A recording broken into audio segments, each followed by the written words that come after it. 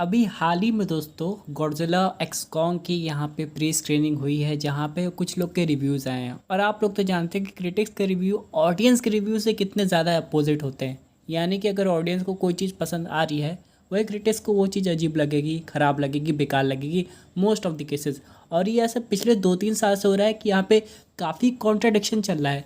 अगर क्रिटिक्स कोई चीज़ अच्छा कहती है तो वो ऑडियंस को इतना पसंद नहीं आता और वाइसा वर्सा हो जाता है। और यही पे दोस्तों, ये जो रिव्यू है ये ऑडियंस को काफ़ी ज़्यादा हैरान करते हैं और ये सोचने पर मजबूर करते हैं कि आखिरकार इसका कंपैरिजन कैसे हो रहा है। तो आज हम लोग समझने वाले गाइस कि यहाँ पे प्री स्क्रीनिंग के समय क्या ऐसा हो गया जिससे बहुत सी ऑडियंस जो कि इस मूवी की फ़ैन बनने वाली है या फिर फ़ैन हो जाएगी मूवी देख के, वो भड़क सी गई है। क्योंकि भाई जितने भी अभी तक हम लोग ने टीज़र ट्रेलर देखे हैं उसमें तो ऑडियंस को कोई प्रॉब्लम नहीं आई और यहाँ पे ऐसा कुछ ज़्यादा रिवील भी नहीं हुआ है। तो यहाँ पे चलिए हम लोग चलते हैं और समझते हैं कि आगे की कहानी क्या है। तो यहाँ पे शुरुआत होती है एक ट्विटर यूज़र से, जो बताता है कि उसने कुछ क्रिटिक्स रिव्यू देखे हैं जो यहाँ पे गॉडजिला एक्स कॉन्ग को एक एवरेज मॉन्स्टरवर्स मूवी कह रहे हैं। और मज़े की बात यह है कि वो इस मूवी को कंपेयर कर रहे हैं, पता है किससे? गॉडजिला -1 से। अब भाई ये दोनों मूवी का जॉनर आप लोग देख लीजिए। अगर आप लोग ने -1 देखी होगी तो उसमें गॉडजिला को कितना सीरियस दिखाया गया है। और यहाँ पे हम लोग अगर मॉन्स्टरवर्स की गॉडजिला की बात करें तो वो भी सीरियस है, लेकिन वहाँ पे फ़न एलिमेंट को भी दिखाया जाता है। और यहाँ पे ये एकदम बेहिसाब कंपैरिजन ऑडियंस का मूड ख़राब कर दे रहा है। यानी कि उनके हिसाब से ये -1 जैसी मूवी होनी चाहिए थी, तब उनको अच्छी लगती भाई। गॉडजिला कॉन्ग का ट्रेलर आप लोग देख के समझ गए होंगे ये मूवी कितनी फ़न और एडवेंचरस होने वाली है, जहाँ पे गॉडजिला को सीरियस ना दिखा के उसको इंजॉयबल बनाने की कोशिश की जा रही है। हालांकि गॉडजिला सीरियस है, वहाँ पे कॉन्ग भी आ जा रहे हैं, ह्यूमंस आ जा रहे हैं, हंसी मजाक बीच में चल रहा है, लेकिन इनको क्या चाहिए -1 जैसा। अब यहाँ पे -1 भले ऑस्कर जीत ली है बेस्ट विजुअल्स में और वॉल्यूम 3 को डिफीट कर दी है। अब यहाँ पे इसका मतलब ये नहीं कि हम लोग उसी को मेजर लेके सारी मूवीज़ कंपेयर करने लगेंगे गॉडजिला से रिलेटेड, और यहीं से ऑडियंस का एकदम मूड ख़राब हो गया है। हालांकि दोस्तों अभी मूवी आने में 2-3 दिन का समय है और यहाँ पे मूवी आते ही लीक शुरू हो जाएगी।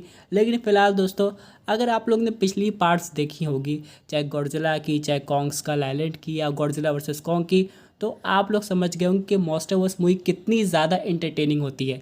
हालांकि हम लोग इसमें ज़्यादा लॉजिक नहीं खोज सकते हैं, लेकिन यहाँ पे मूवीज़ देखने में मज़ा आता है क्योंकि यहाँ पे ह्यूमंस के इमोशंस को पीछे करके सिर्फ मॉन्स्टर को दिखाया जाता है, वो लोग कितने ताकतवर हो सके, क्या कुछ कर सकते हैं। वहीं अगर आप लोग ने गॉडजिला -1 देखी होगी तो वहाँ पे ह्यूमंस के इमोशंस को दिखाया गया, उनके दर्द को। वहीं अगर हम लोग बात करें मॉन्स्टरवर्स में तो ह्यूमंस के इमोशंस को उतना नहीं दिखाया गया। अगर गॉडजिला 3-4 ह्यूमंस को कुचलते हुए चला भी जाता है तो घंटा फर्क पड़ता है। और यहीं से दोस्तों हो सकता है इसी मेजर को लेके वो लोग कंपेयर कर रहे होंगे कि वहाँ पे उस मूवी में कितनी सीरियसनेस थी, लेकिन इस मूवी में सीरियसनेस है ही नहीं है। तो यहाँ पे दोस्तों मुझे तो नहीं लगता कि यहाँ पे हम लोग को क्रिटिक्स की बात उतनी माननी चाहिए। अब जो लोग क्रिटिक्स का रिव्यू लेके चलते हैं उनकी मर्जी होती है, लेकिन यहाँ पे बहुत सारी ऑडियंस अब देख रहे हैं कि वो लोग पहले खुद को देखती है, अपने अपने टेस्ट एंड प्रेफरेंस को समझती है, उसके बाद वो मूवी जज करती है। क्योंकि दोस्तों भले आप लोग रिव्यू देख के मूवी जा रहे हैं, लेकिन at the end of the day होता क्या है, 19-20 का फ़र्क रह जाता है। अब जैसे कि एक प्राइम एग्जांपल ले ले, अगर कोई बंदा एवेंजर्स एंड गेम चला जाए बिना पिछली मार्वल मूवीज़ देखे तो उसको वो मूवी कैसी लगेगी? जाहिर सी बात है उसको मूवी पूरी तरीके की खिचड़ी लगेगी जो समझ में नहीं आ रही है। और अगर वो भी मॉन्स्टरवर्स में गॉडजिला कॉन्ग ये सब को देख रहा है तो समझ जाएगा। लेकिन यहाँ पे सीधे इससे -1 करके कंपैरिजन करना, बोलना कि -1 ज़्यादा बेटर थी, ये चीज़ें ऑडियंस को हज़म नहीं होगी। यार मैं अपनी अपनी पर्सनल बात करूँ तो यार मुझे तो दिल से लग रहा है ये मूवी बेटर होगी। और कुल मिला के अगर आप 2 घंटे 2.5 घंटे जितने टाइम की मूवी है वो ऑडियंस को एंटरटेन करनी चाहिए। ऑडियंस खुशी से जाए, खुशी से बाहर है, वो ज़्यादा मैटर करता है। अब यहाँ पे चलिए हम लोग बात कर लेते हैं एक अगले इम्पॉर्टेंट अपडेट की, जो कि आ रही है captain America 4 the new world order से।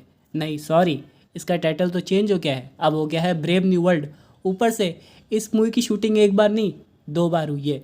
और यहाँ पे आप लोग को पता है सेथ रॉलिंस का एक इम्पॉर्टेंट रोल था सरपेंट सोसाइटी को लेके, वो पूरी तरह काट दिया गया है। यानी कि वो मूवी में है ही नहीं, पहले कास्ट में थे अब नहीं है। और आखिर ऐसा क्यों हुआ है? क्योंकि यहाँ पे इसकी भी टेस्ट स्क्रीनिंग हुई थी और मार्वल को लग रहा है कि ये मूवी उतनी अच्छी नहीं है जितनी की होनी चाहिए। और मार्वल इस समय काफ़ी डरा हुआ है, यानी कि मार्वल अपने हर एक कदम काफ़ी फूंक के चल रहा है। और मार्वल को ये लग रहा है कि अगर यहाँ पे उसने कोई भी गलती की तो वो इस गलती को बर्दाश्त नहीं कर पाएगा। आप लोग को पता है डेडपूल 3 जो आई है वो तो चल रही है, लेकिन मार्वल ने कितने सारे प्रोजेक्ट्स कैंसिल किए हैं। इवन थॉर 5 भी अभी खतरे में, उसके बारे में हम लोग अगली वीडियो में बात करेंगे। लेकिन फिलहाल दोस्तों उससे भी बुरी खबर पता है क्या है, खासकर उसके लिए जो लोग falcon and the winter soldier के फ़ैन हैं।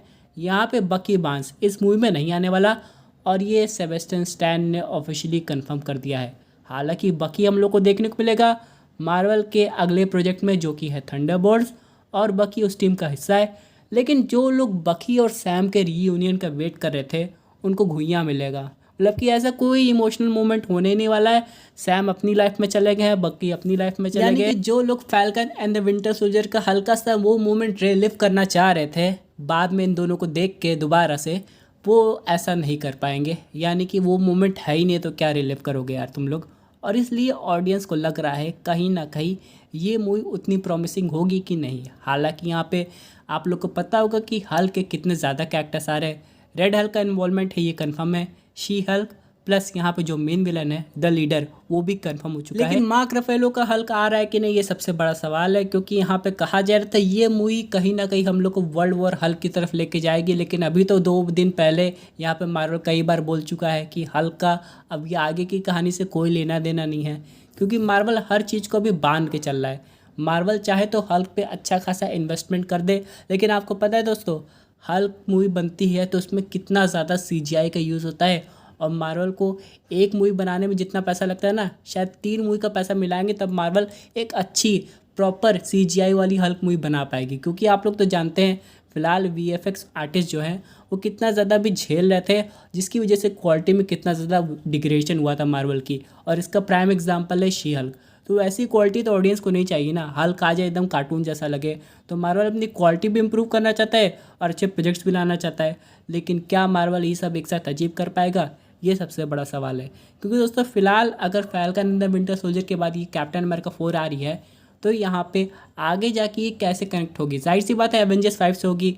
लेकिन यहाँ पे हल्क की स्टोरी लाइन को दिखाना, ये बात अभी तक ऑफिशियल तरीके से क्लियर नहीं हुई है कि कैसे ये लोग हल्क की स्टोरी लाइन को इम्प्रूव करेंगे। हालांकि काफ़ी हल्के कैरेक्टर्स आ गए, इंक्लूडिंग स्कार भी आ गया है, जिससे वर्ल्ड वॉर हल्क की स्टोरी लाइन बन सकती थी। लेकिन यहाँ पे अभी सब जिस तरीके से ट्विस्टेड हुआ है, खासकर हल्क के कैरेक्टर में जो कि अभी तक प्रोफेसर हल्क बना हुआ है, उससे ऑडियंस काफ़ी ज़्यादा कंफ्यूज है और काफ़ी ज़्यादा अनश्योर है कि हल्क के आगे का फ्यूचर क्या होने वाला है।